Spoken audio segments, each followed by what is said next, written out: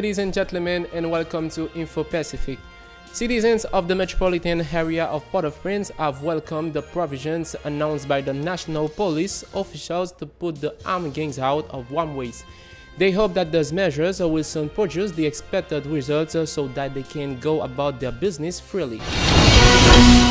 The deputy spokesman of the National Police confirmed that 88 people were arrested and detained on 2 December during operations in downtown of Port-au-Prince as part of the fight against insecurity. 9 of them were wanted, according to Gary Desrosiers, adding that among the defendants is the alleged murderer of a young man of 18 whose images turned up in social networks. December 3 brings back the 17th anniversary of the murder of journalist Buñol Lindor in Petit Goâve, the occasion for the Secretary of State for the Communication to pronounce in favor of provisions to avoid that the members of the corporation are victims in the exercise of the function. Eddie Jackson Alici took the opportunity to call all media to assume their responsibility, lamenting that the fact that notorious bandits can access the voice of the airwaves to apologize for their crimes. Students from the Faculty of Law and Economics of the State University urged the authorities to take measures to resolve the crisis facing the judicial system, paralyzed for 2 months by the disengagement of lawyers of the bar.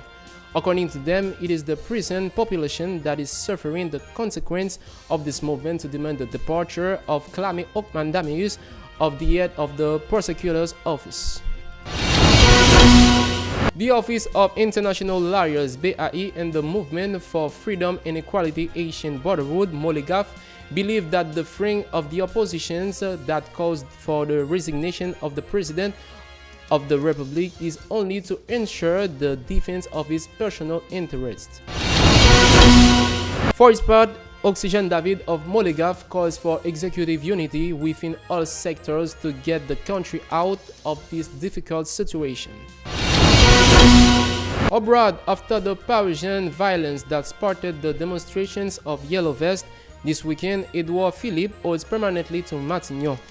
In an attempt at appeasement, the French Prime Minister receives the various party leaders.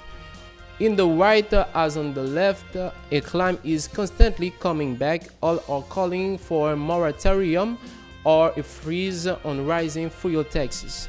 The increase in the fuel tax, the spark that caused the fire, is indeed the heart of the debate. If the opposition is unanimous to criticize the presidential silence, the national rally of Marine Le Pen and France Insoumise go even further, like Jean-Luc Mélenchon, who calls for early elections.